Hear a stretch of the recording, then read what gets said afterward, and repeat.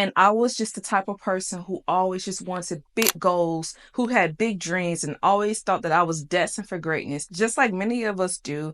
But I never had systems in place that will allow me to achieve those goals. I didn't realize it, but I was a bit afraid of even going after my goals. Sometimes I had goals that were so big that they were darn near impossible for me to achieve. At the beginning of 2024, I told myself, we are not going to be living the same life. I expected your life to be better than this by now. And so at my big age, I finally decided to take more control of my life and take accountability for the actions that I was taking in the past or the actions that I wasn't taking in the past. I have created systems that have worked for me. I had done a complete 180. I still feel quite refreshed and rested. I don't feel burnt out or stressed out.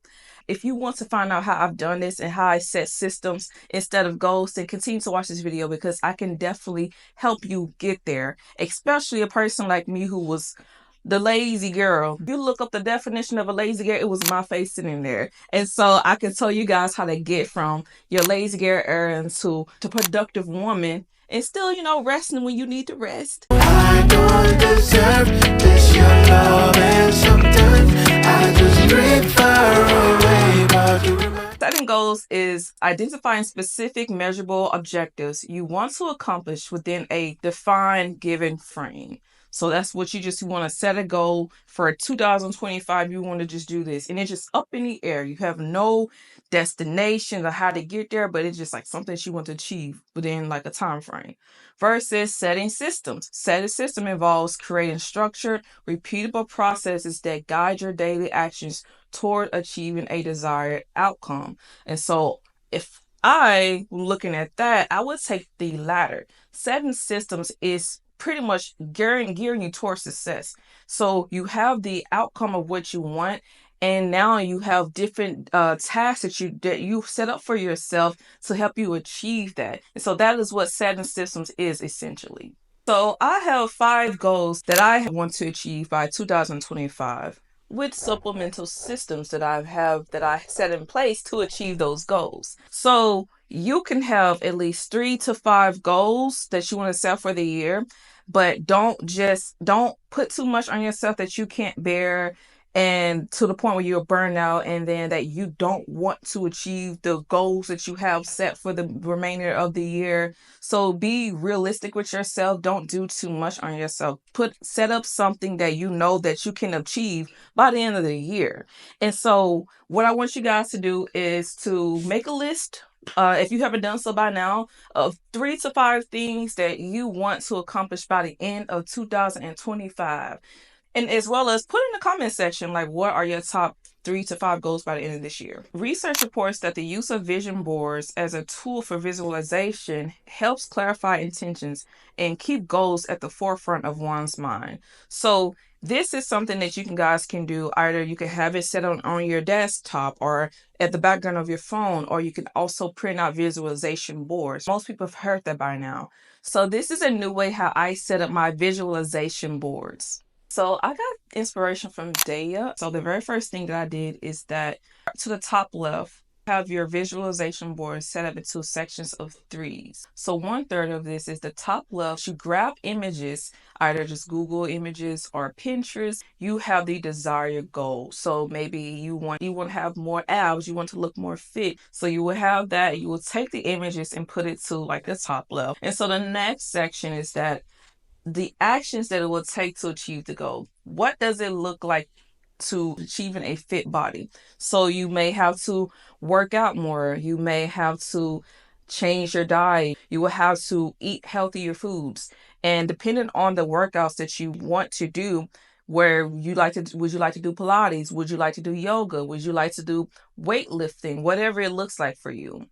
And so the last section are quotes that confirm that ideal goal. What quotes will make you feel good about getting that goal? So My body is healthy. You can write this out if you want to. You can have sticky notes and put it on this. And by the way, it's that you can do this digitally, or you can use, you can buy a poster and get sticky notes or just like cut out the images however you want to do it. Just take any type of quotes that would remove that negative thinking. If you feel yourself doubting, if you have negative beliefs about your body, you want to see good things and things that make you feel at ease. And this is example. So right here, this is, I would love to have a six pack. I would love to have abs. I would definitely love to have abs. And so, and just a more overall, just toned body. And this is the work that it takes for me to get that. So I can't just talk the talk. You have to walk the walk.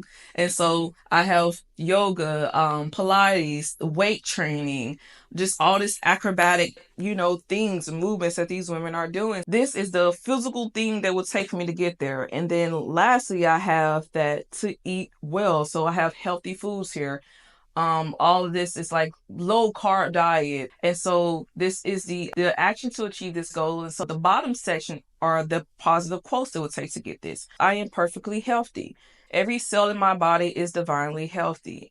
My body knows how to heal itself. So things that will make me feel uplifted, things that would, if I feel down or I feel that I don't feel good about myself, but when I go back and look at these quotes, they will motivate me and inspire me to continue to take action, especially if I'm looking at this on a daily basis. And so I hope you guys understand, get the gist of that. You take all your goals and you put them into ChatGPT and tell it, these are the goals that I have, and I want to achieve certain results at the end of the year with these goals. So then you take that information and then you have ChatGPT to put it into quarterly, plan it quarterly, and then break those down into weekly tasks, weekly objectives that you can hit. And so on this page, you can see that Q1 means like a quarter one, so January through March. Then quarter two is April through June. Quarter three, Q3 is July through September. Q4 is October through December. You're gonna have to like kind of play around with ChatGPT, but some of these, I may have to go in here by myself and just like, change some things up. And also, by the way, if you guys wanted to make a video on how to do that, I can definitely do that for you all. I love using ChatGPT with a lot of things. I talk to ChatGPT like she's my best friend. So me and ChatGPT go like this. But anyway, as you guys can see, I have my tasks. Q1 right here is focusing on me strengthening my relationships, growing my YouTube channel, and as well as my clothing line. For Q1, this is what I'm going to be focused on. It has each of these goals broken down to tasks. For week 1, I can schedule 2 meetups, and connect with friends, plan a YouTube content for January, brainstorm, so on and so forth, right? I now like to go into this app called Structure. And so Structure is a daily planner. So I take my quarterly planner and the ways it's broken down throughout the week. So I go through Structure, right? And I am able to plan my days out, and I can put all the tasks that I want to do to achieve my goals in here. So for an example, I have here that I work from 8 from 5, and then I have planned my YouTube content. As you see right here, I have planned the YouTube content. And then I schedule 2 meetups if I want to. So I can go through any day here and say, let's say on Wednesday, I want to meet up with a friend. And this may take me, let's say I want to do this around 5:30 or 6 o'clock. And this may take me like, I'll give myself an hour and a half to do that, just to grab quick dinner or grab lunch or whatever. And just I'll have my tasks set up around that time. As you have the weeks structured out, you can go here and you could just like cross these things out if you want to do it, just at a time. So at the end of the week, everything done, you done all your tasks, you can then go to Notion. I can drop this template down in the description box if you guys would like. You just go and you reflect about your week. How's your week going? How did that first week go for you? So there's a few prompt questions that you can ask, you can reflect on. So you can say, what did I accomplish this week? If you were able to accomplish certain tasks, if you weren't able to accomplish tasks, you could talk about why it didn't happen. Maybe there was a block that you went, or maybe you was exhausted. And this is pretty much allowing you to just process what's going on for you. Maybe you are feeling certain feelings, but something is happening to you and you're not sure where it's coming from. And so this weekly reflection can be a great tool to help you just figure out what's going on. So what I like to do is that I like to look over it over a period of a month, right? So at the end of January, so right before February hits, I would like to go look at my weekly reflections and see what trend is coming. So if I say that I'm tired, I could pinpoint where this is coming from. Maybe I need to tweak certain tasks that I have to accomplish my goals. Maybe it's too much.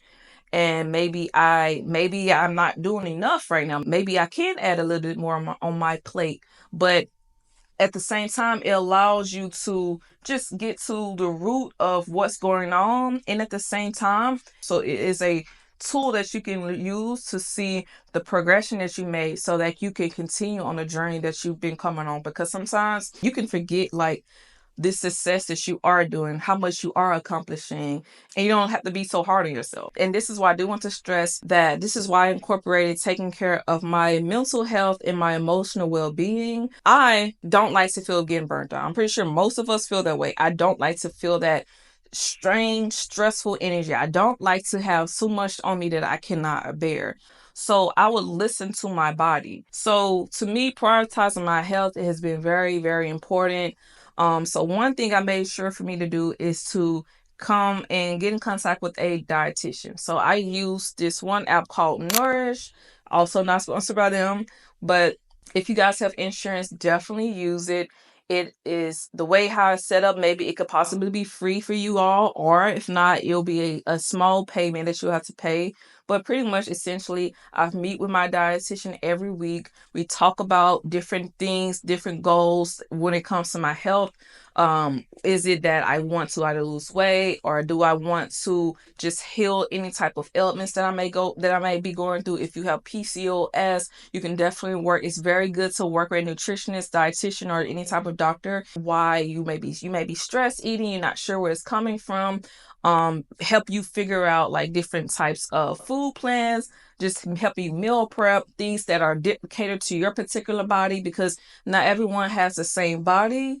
And another thing that I am doing is that I have been incorporating being more mindful, listening to myself. If I feel tired and I feel that I may be just like forcing it, I would listen to my body and take it easy and take a break, because it's more important for me to feel happy and healthy, because these dreams, these goals and these systems, they can come any other day, but they cannot run, they cannot be efficient if you're not taking care of yourself, if you're not taking care of your mindset.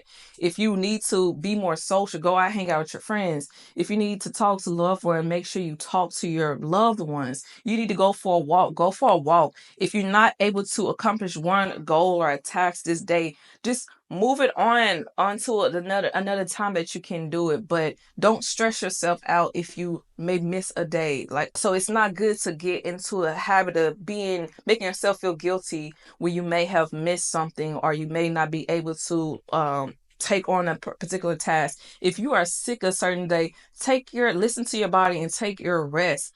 These goals, these things that you want to accomplish, they're gonna always be there. So I want us to realize that it's important for us to take care of our overall well-being. Our holistic health is most important. With that being said, instead of focusing on goals that never stick, attach a system to that goal.